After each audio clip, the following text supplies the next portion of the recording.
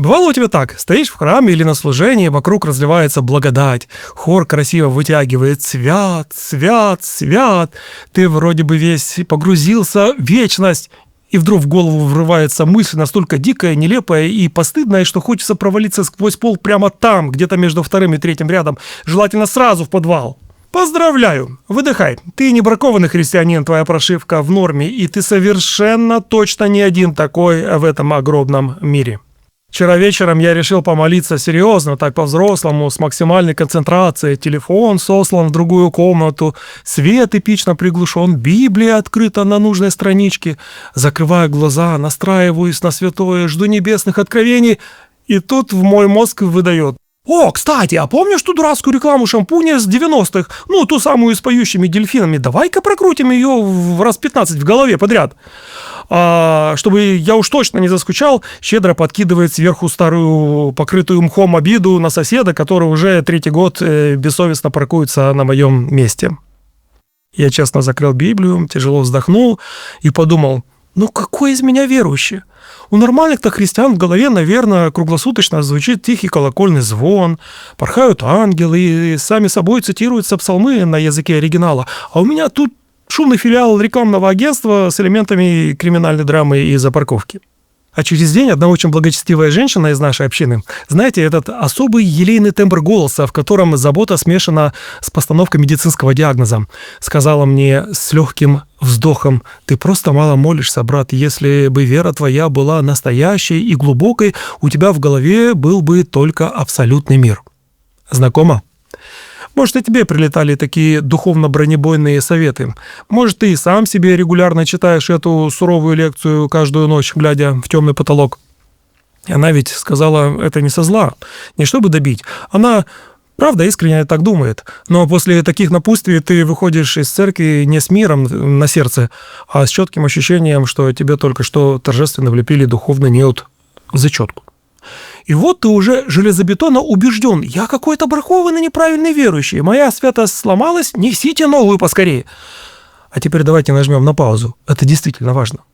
Ты когда-нибудь задумывался, откуда вообще берутся все эти мысли? Я сейчас не про те, которые ты сознательно конструируешь, планируя бюджет на месяц. Я про те, которые врываются в твою голову без стука, в 3 часа ночи прямо посреди молитвы или важного разговора. Ты их не звал на чай? Ты их не выбирал из меню? Так с какой стати ты чувствуешь такую сокрушительную вину за мусор, который тебе даже не принадлежит? Так вот, слушай внимательно. Эта история вообще не про недостаток твоей веры. Это классическая хакерская атака, и у этой атаки есть четко прописанный старый как мир алгоритм. Апостол Павел, человек с куда более мощным духовным бэкграундом, чем большинство современных проповедников, и уж точно круче всех околорелигиозных блогеров вместе взятых, как-то написал Коринфянам очень трезвую вещь. «Боюсь, чтобы как змей хитростью своей прельстил Еву, так и ваши умы не повредились». Обратите внимание на деталь. Змей ведь не тронул Еву даже кончиком хвоста. Он не применял грубую силу, он просто заговорил, закинул идею. Понимаешь, что на самом деле произошло? Главное поле эпического сражения в твоей жизни – это не твоя работа, не скачущее здоровье, не шумные соседи с перфоратором, и уж точно не та благочестивая женщина с ее советами. Твой главный фронт – это те 30 сантиметров пространства, что находится ровно между твоими ушами. Узнаешь этот вкрадчивый голос? Готов спорить на свой вечерний чай, что тогда более похожее ты слышал у себя в голове буквально на этой неделе. Чтобы не закапывать в тяжелую многоэтажную теологическую терминологию, давай назовем это явление простым словом, таким, которое поймет даже человек, заходивший в церковь ровно 1 раз в жизни, да и то на свадьбу троюродной сестры. Вся эта мысленная суета работает как обычный вьюнок. Да-да, тот самый вредный сорняк, который вы наверняка видели у себя на даче, на грядках, у бабушки или пробивающийся сквозь трещину в асфальте у супермаркета.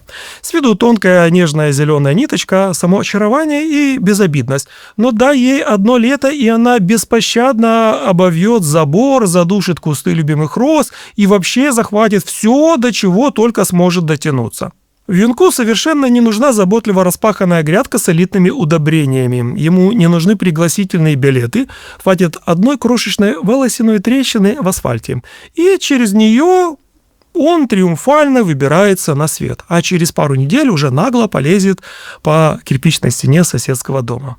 Твоя фоновая тревога работает точно по такой же схеме. Ей не нужно твое официальное разрешение с печатью. Хватает одной случайно залетевшей непроверенной мысли, вроде «а вдруг я вообще никчемный, который ты сам исключительно по доброте душевной впустил переночевать?» Кстати, о трещинах. У меня к тебе личный вопрос. Ты знаешь свою собственную любимую трещину? Прямо сейчас не вслух назови ее про себя. У меня она, например, называется буквально 5 минут полистай ленту с котиками перед сном, чтобы расслабиться. Эти безобидные 5 минут магическим образом превращаются в час токсичного сравнения себя с чужим идеальным отпуском на Бали, чужими гениальными детьми и чужой безупречной духовностью. И вот итог. Ты лежишь в темноте с открытым тикетоком, светящимся экраном и абсолютно закрытым опустошенным сердцем. Я рассказываю это не для того, чтобы заставить тебя краснеть. У меня самого это драматический сценарий отыгрывается стабильно пару раз в неделю. Просто помни, трещины шириной с волос всегда, абсолютно всегда достаточно для вторжения. Дальше схема становится еще хитрее. Вьюнок – гениальный мастер маскировки. Его листья по форме и цвету очень похожи на листья соседних культурных растений, и первые пару недель ты вообще не отличаешь его от полезной зелени в собственном саду. Твой внутренний мысленный вьюнок проворачивает тот же самый трюк. Он подключает тебе разрушительную мысль, но виртуозно маскирует ее под твой собственный родной голос. Эта мысль не заявляет с порога «Привет, я деструктивная идея, из ада, приготовься страдать». Нет, она шепчет изнутри, искусно копируя твои же привычные интонации. «Я снова все испортил, Бог от меня окончательно устал, я неудачник и никогда не изменюсь». И ты, конечно же, веришь. А как не поверить, если это звучит один в один, как ты сам в твой худший день? Но секрет в том, что это не ты. Это диверсия, это чужое семя, которое аккуратно подбросили и профессионально замаскировали под твою родную грядку. А вот и второй сюрприз, ради которого действительно стоило досмотреть видосик до этого места. То, что ты видишь торчащим на земле, это даже не половина сорняка. Вся основная подрывная работа вьюнка кипит глубоко под землей. Его корневая сеть нагло расползается во все возможные стороны, и каждый ее отдельный участок способен выстрелить новым ростком совершенно независимо от остальных. Оборвешь ты верхушку, которая видна сверху, вытрешь пот со лба, а через неделю этот зеленый партизан радостно вылезет в 3 метрах в стороне, как ни в чем не бывало. Прям как сказочный Змей Драгыныч с отрастающими головами. Звучит как занудный ботанический факт? Согласен, но это объясняет устройство твоей головы гораздо лучше, чем иная 3-часовая проповедь. Твоя тревога работает по тем же схемам. Разум вроде бы спокоен, логикой ты понимаешь, Бог рядом, все под контролем, все будет хорошо.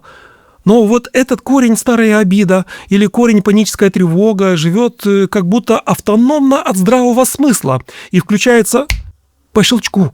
Ты просыпаешься в 3 часа ночи, глаза по 5 копеек, и снова прокручиваешь в голове неприятный разговор 5-летней давности, придумывая к нему идеальные ответы. И это не глубокомысленные размышления, это тебя просто гоняет по кругу, как хомяка в белке, а та часть твоего разума, где вроде бы должен жить Божий мир, сидит в сторонке и в этом процессе даже не участвует. И вот тут возникает самый логичный практический вопрос. И что со всем этим ботаническим безобразием делать? У того же апостола Павла есть предельно четкая инструкция, и поверьте, это не про аккуратную декоративную стрижку верхушек. «Не спровергаем замыслы и пленяем всякое помышление в послушание Христу». Это суровый язык не ландшафтного дизайнера с изящными секаторами. Это терминология того, кто берет лопату и выкапывает проблему с корнем, не оставляя шансов. Представь себе на минуту, что твоя голова – это не проходной двор и не зал ожидания на вокзале, а элитный закрытый клуб с очень строгим фейс-контролем. Вот прилетает к тебе мысль: «Ты отвратительный отец, посмотри, как ты сегодня днем рявкнул на ребенка». Из-за пустяка. Обычный неподготовленный человек пугается, покорно открывает двери, впускает эту токсичную гостью внутрь, наливает ей горячий чай, и они сидят, обнявшись, и самозабвенно грустят вместе 3 дня подряд. А ведь можно поступить совершенно иначе, жестко поймать эту мысль прямо на входе и устроить ей допрос с пристрастием. Так, а ну-ка стоять. Ты вообще чья будешь? Куда ты меня сейчас ведешь? К светлому покаянию, к исправлению и ко Христу? Или просто хочешь затащить меня в темный сырой угол, чтобы я там бесконечно занимался самобичеванием? Если понимаешь, что в темный угол, разговор окончен. Это стопроцентный сорняк. Выдергивай без жалости вместе с корнем. Один очень мудрый человек однажды выдал фразу, которую стоит распечатать, вставить в рамочку и забрать себе как главный трофей. Птицы могут свободно летать над твоей головой, но ты совершенно не обязан позволять им вить гнезда в твоих волосах.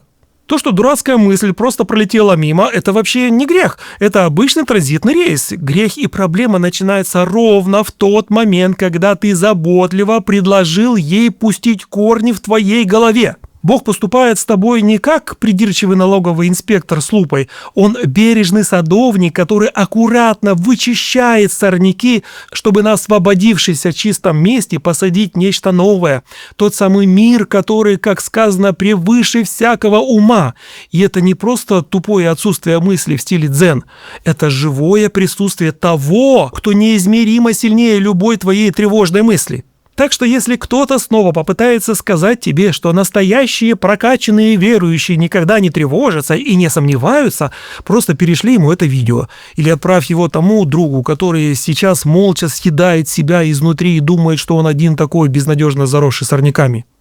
А пока напиши в комментариях, как обычно зовут ту самую наглую мысль, которая чаще всего пытается пустить корни у тебя в голове абсолютно без спроса. Тревога за будущее, острое чувство стыда или классическое «я опять недостаточно хорош». Пусть истинный мир Христов надежно сохранит твое сердце и твой разум от любых сорняков. Благослови тебя Бог.